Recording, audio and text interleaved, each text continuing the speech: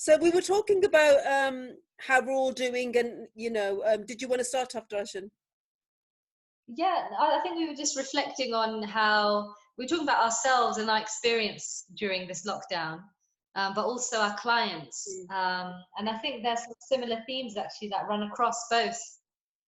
We were talking earlier about how just having it's kind of been like a pause button on our lives, hasn't it? This experience, and kind of not going out or not being so involved in other things, aside from the family, has really helped me, and I know it's helped some of my clients, to just stop for a minute and just to reflect on our lives and ask ourselves, is this the life that I wanted to be living in the first place? Because it's sometimes there's questions come up in life, but we're so busy going from place to place. There's so much being demanded of us. I think especially as kind of, I don't know, Indian women, I find that, there's a lot of expectations on us, to social obligations, even within the family. But I find that this has given me an opportunity to actually have that question come to mind and then begin to answer it. Is this really what I want in my life? And if not, or what if there are elements that are not things that I want, then how do I limit those, and how do I bring more of the things that I want into my life? Like time for meditation, really quality family time, less social media use, less saying yes to everything, you know.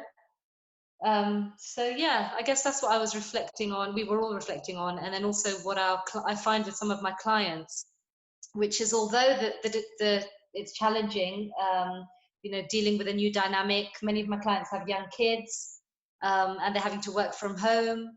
And unfortunately, some of them have also experienced bereavements in their families, which has been really, really tough. But somewhere, even amidst all of that chaos and difficulty and challenge, that there seems to be more of a connection to themselves, and this again, just coming back to this sense of, okay, so what do I want my life to look like? I don't know, have you guys found similar or different things with your clients or in yourselves? So I guess for me, I guess we were talking earlier, but there's something about not only have the world's paused, we've paused, like our minds have paused, but also physically our bodies have paused as well, because we're not physically doing as much. I mean, you might be doing your exercise, but we're not doing the 1,000 chores a day, the commutes back and forth to work, the extra errands that we would have done that you just do, when you're living. So for me, I think it's just been a complete pause of everything. And I guess for me, it's just been really nice just to have this period, and despite the awfulness of the situation, just to reflect and just embrace what this pause actually means to you and your life going forward. I think it can't not allow you that space, because it has hopefully allowed everybody that space. So reflecting on some of the clients that I've been working with, and I work with a lot of young people that are suicidal and self-harming, it's giving them actually, when death really faces you, what is it that you really want? Is it actually to die? And actually they don't. So it's just giving that alternative that actually you can die. You can die from this virus if you went out and if you just deliberately, I don't know, contaminated yourself.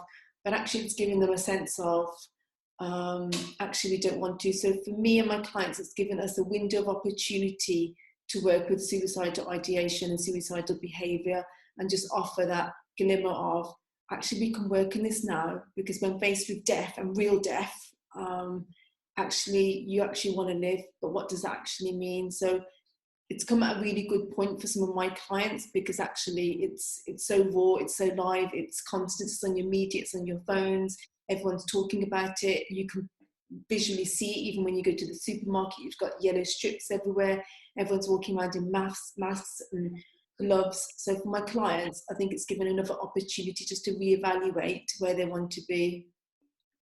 I think I found similar in that a lot of my clients are really appreciative of, not in a negative way necessarily, but especially people who suffer from like anxiety disorders. They are telling me, actually, like, this is what it's like anyway. Like, I'm at home most, if not all of the time, but actually now when they go out, it's quieter. There's not loud noises. The roads are less busy, and so they feel like safer even when they're outside of the house now, which I think is you know, a perspective that I didn't really think was going to be, you know, I was going to hear that really. I do think, however, though, what's happening now, and I think, you know, this has been reported on the news, that we're more aware of who is vulnerable. And for me, the big one is like care homes. Like I am not a fan, having worked in them and seen people in them previously. I've never been a fan. I do understand why people need that support though, and some families don't have any other decision to make. So I completely understand that. But look what's happening now, equally with domestic violence and other kind of types of abuse. You know, these things, we know about them. We do as psychologists, and I'm sure other people do as well, but we hear of it maybe a bit more often than the everyday person. But it does get forgotten. And so, you know, during this crisis, I've been hearing way more about domestic violence, equally about child abuse, and like care home care, really. And I think those are easily forgotten ordinarily until now. So this is a weird silver lining, but hopefully after this is done, whatever that means or whatever that looks like, we can actually, you know, pay a bit more attention and do something that's actually going to be long term for the people who are vulnerable. There's something about children, you know, obviously my background's working with children, but actually, you know, those systems and those organisations where abuse would have been picked up, like schools, hospital appointments, GP surgeries, actually, you know, we know that abuse is on the rise now, and how scary it might be, that possibility for children and adults, that actually behind locked doors what really goes on, and all those systems and services and organisations that obviously allow that transparency and the reporting or safeguarding to carry on, it's just put on pause. That is scary. Can't imagine what it's like. But there was also the concern that, you know, the whole narrative out there, stay home, you'll be safe, blah blah blah. But we know in our professions that these clients aren't safe at home. So where do they go? Who do they call? You know, it's a sad state of affairs. I think for my clients, it's loss has been a big one, and isolation and loneliness, and loss in the sense of actually not being able. So I've had lots of clients who've lost family members. I've had people I do supervise who've lost family members. Actually, one has messaged me just a couple of hours earlier saying her uncle's passed away, and that sense of the grief that you go through when you're not allowed to see the person that's now deceased or even attend the funeral. I think that's going to have a big, wider impact on grief and kind of how we process it and in what way and what form that's going to look like. We're just seeing it now come through, especially in the Asian community. Yeah, I think it doesn't help, because I think earlier as well we were talking about like conspiracy theories or things that we've heard and we don't know the truth about. But something in my family that I was spoken about today was just about like how bodies are being treated, and I mean bodies because actually people have died already, and just like even in the NHS and hospitals that are local, in care homes. And how they're being treated. And I think, you know, we do see some of that on the news. I've seen it mainly in New York, I think it was, wasn't it, what they were doing to some of the unclaimed people who died. And it just, I think that just adds to the whole grieving process. You're not allowed to see the person. You're not allowed to do everything that we would do, like in like a Sikh funeral. Touch them. You know, and absolutely. And the bathing part, the looking after their body, that, you know, I think at the moment what I've heard is what they do is that you give the clothes, because their bodies are bandaged, you give the clothes to just place in the coffin. So that's it. I guess there's something around, you know, how this has affected us, like culturally. So you think about the grief process, you think about togetherness, and being physically present to help people who obviously have been on the receiving end of death. And now it's just so separate.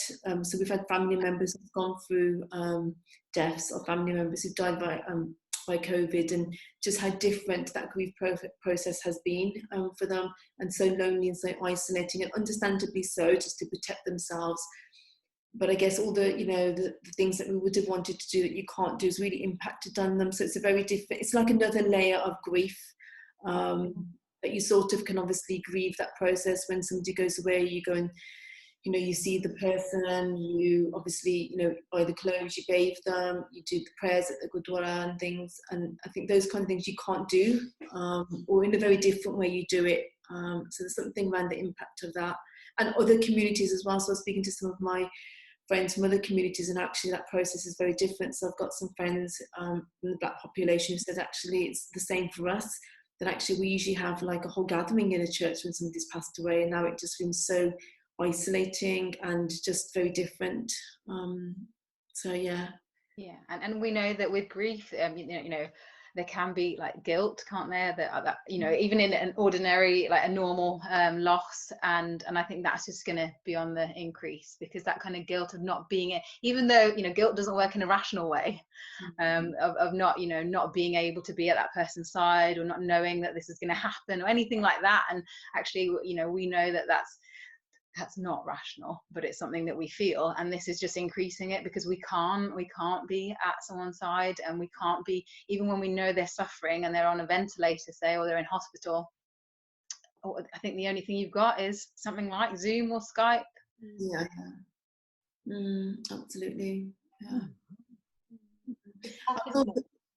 Sorry, I was just going to add to that, which is that you know, also it comes into it the person's wishes, you know, what they wanted, you know, if that had been discussed, or if that was even around. If that hasn't been met, then, you know, that guilt is going to be even stronger, I guess.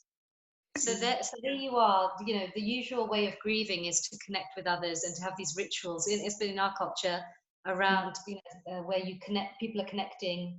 You've got these particular rituals. So where does that leave people then? And how does somebody who is struggling, what do they do? Are there some steps that we can advise, or tips that we can share? You know, obviously I don't think any of us have had the experience of dealing with a bereavement in this difficult time, but you know, what are there, have we got any tips that we can share for people? I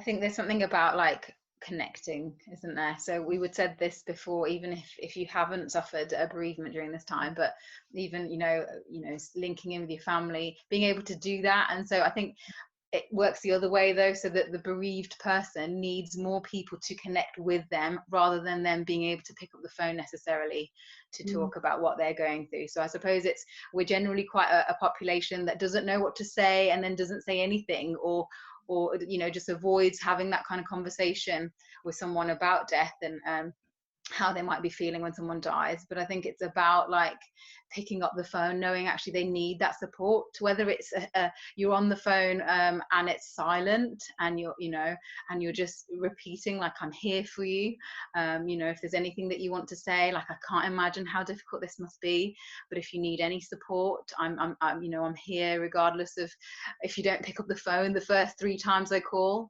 You know, I think it's about like that kind of connection with people in a different way, just as we would say during this time generally as well.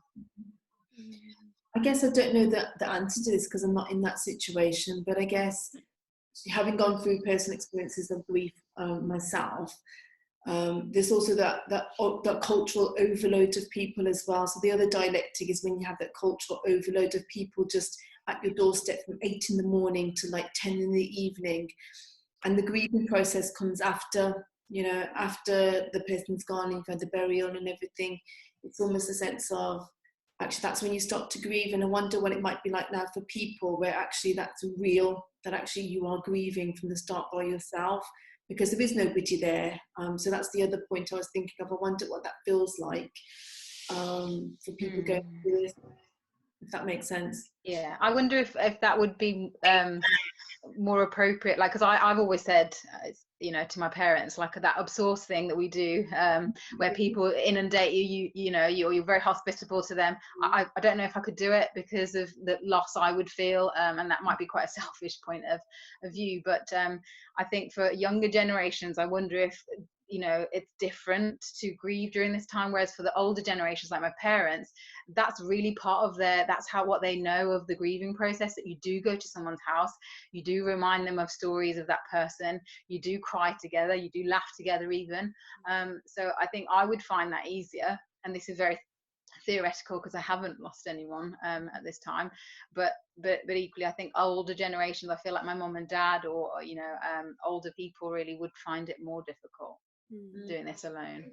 To add to that, I agree with that. And what's interesting about this time is that we're going to have different generations possibly stuck together in a house, where you've got the parents and you've got the children, and they've got completely different ways of grieving, and different things. And that's a real challenge, isn't it? Because you can't get the space that you need. If you need to grieve in a particular way, or if you want to share good memories and the other person isn't at that place yet, how do you connect over grieving, as a kind of, and at the same time, have the space to experience what you need to do, go through your experiences and do what you need to do. So it is really, really difficult at this time. And I also think, sorry, yeah. No, I was just going to say that when you're talking about intergenerationally as well, that actually we all, we know generationally people grieve in different ways. Gobinda just said that as well. But there's almost that, everyone's on a different journey in their grief, aren't they?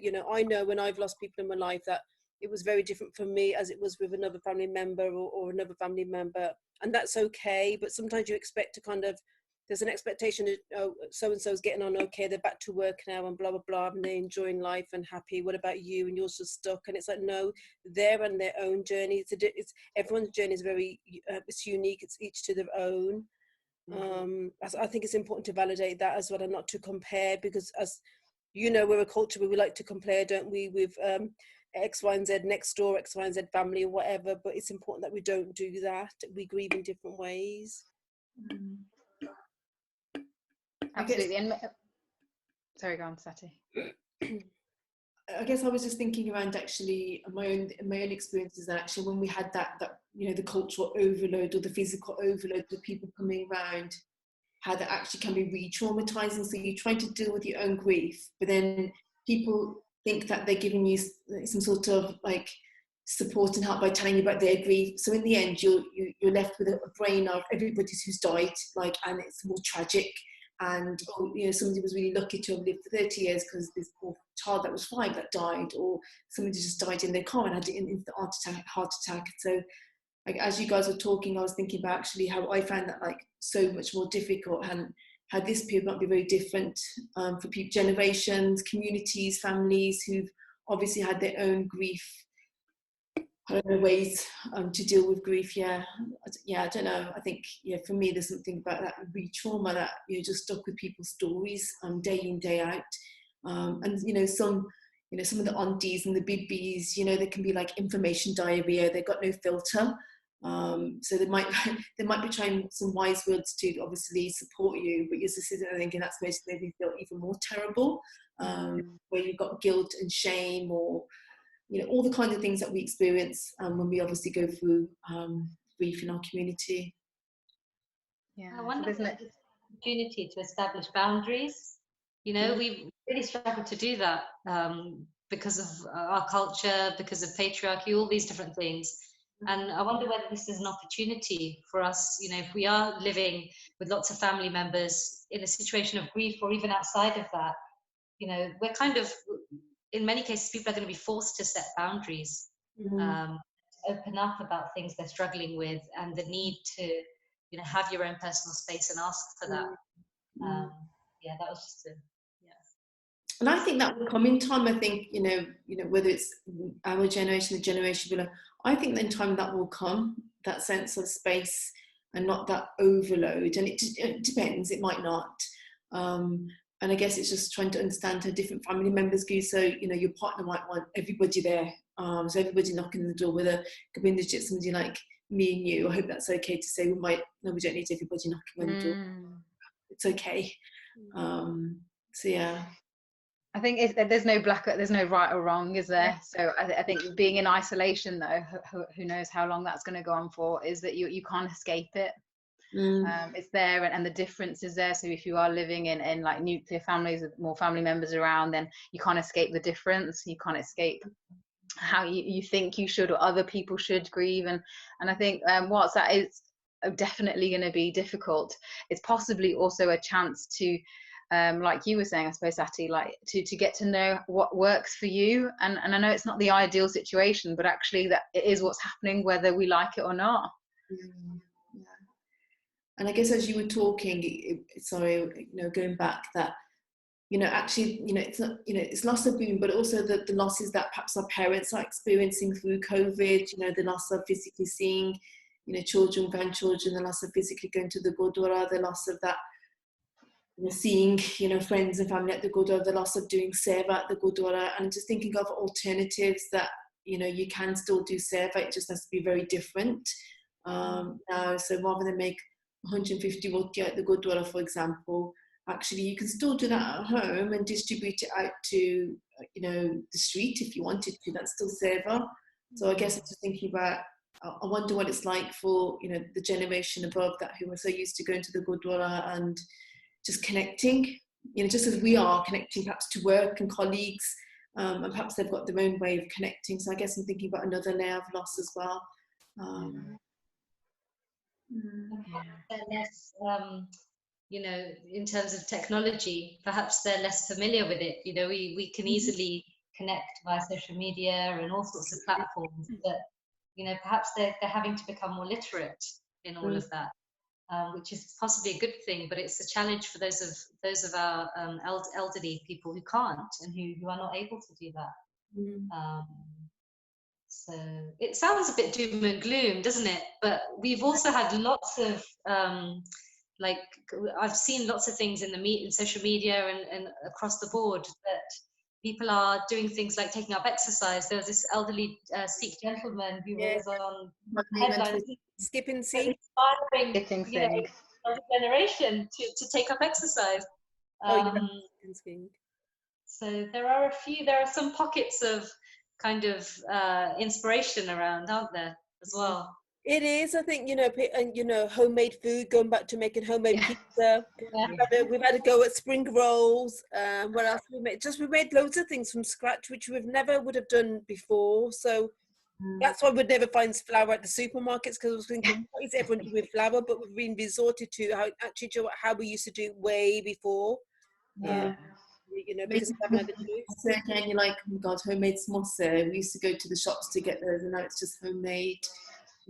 And doesn't this teach you, though, I was reflecting on this today, I can survive for quite a long time without A, going to the supermarket, and B, getting a takeaway? Yeah. I think for me, it's given a sense of, actually, bringing in mother-in-laws or parents that think, actually, you don't know how to cook.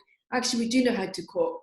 It's just because you've always done it, but we're doing it now. So it's almost like we can cook, but you've just never given us that. We've not been given the opportunity. So now it's almost like I can still do the bindia and the gobi and the sabjiya and the rotiya.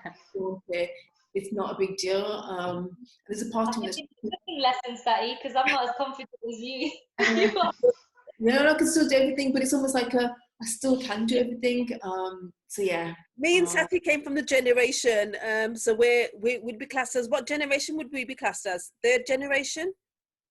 We're third generation. So we're third generation. So we were brought up in the generation where my mom and my dad believed that actually before education, you need to know how to live and provide. So by age 7, we knew how to cook, and we knew how to sew. Literally, when I say to people these stories, it's quite unbelievable, because my 8-year-old daughter wouldn't have a clue about the things I would do, and vice versa probably. But we were always raised that actually, no matter how educated you become, you need to know how to provide for yourself and for your family as well. And that goes across all genders as well. You need to provide, because of things like this might happen. So yeah. Yeah, that's really good. That is, actually, it's a really nice way to kind of bring back some of the early stuff, isn't it? Or the stuff that you guys have learned. I definitely, I think I was 20 something when I got married, where it was beaten into me. So I can make pakora and all the sabjis and dals, and I'm happy to do that. And now I understand the importance of it a bit more. Yeah. I think this is also that, I was saying a couple of days ago that, it's really important, just not, like my daughter cooks, we've been baking as well, but I've been getting my sons on board as well to be baking with me, because, I have these visions that I don't want, their future mother-in-laws to be criticizing, my son that he doesn't know how to do X, Y, and Z. So, you know, they will know how to bake a cake as well and sew a button on trousers or whatever. So they're doing all exactly the same things. That's a good point. My kids got so much more involved in everything that I do on a daily basis, all the household stuff, the gardening, and actually they're enjoying it a lot sometimes. Yeah. I think there's something really special about that kind of that you're doing family tasks together, whereas usually you're shipping off your kids to school. While they're at school, you try and do everything you can around the house. The kids come home to a spotless house and then make it really messy again. Yes. And then it's just like, it's like you're living two lives. You're living like, you know, this life, you know, it's kind of, kids are not involved in the family life in the same way. I guess sitting back, I guess, when you guys are talking, I guess I was thinking about obviously how this is brought out, like when you're faced in these situations of lockdown, how you got to think so creatively. Like, so do you remember in the generation where your mom used to obviously put water in very liquid, like how we just might put extra water in very liquid to make it last longer, using less washing up powder, put vinegar in. Yeah, using less washing powder in the washing machine, for example, or just obviously just making sure actually if you're cooking for two, you're cooking for two, because there's no point wasting food, because we know there's some people out there that are really struggling. So for me, it's brought out that mom mentality, that, oh my God, now I'm sounding more and more like my mom. The 50-50 nature, because I put mulia for my mum, and I was going to chuck the green bits away from the mulia. She said, give me those, I'm going to save those because I put them in the pakore for tomorrow. So I was like, oh, okay then. So she was going to use those green bits that I'd usually chuck in the bin. So yeah, I did the same with gobi, you know, the green. You can actually, if you roast the green leaves and put some oil on them, they're really delicious actually. Wow. So I even cut them up and put them in a sabji. Brilliant. So we're the same. Pakore is better. Yeah. Yeah, I never tried that. I must try that. So, I guess going back to one of your questions, Darsha, earlier on, is about, you know, us as therapists, because we all provide therapy, and I guess for myself, reflecting back, I guess there is a shared connection between the clients by default of seeing them now, because we're in this position together.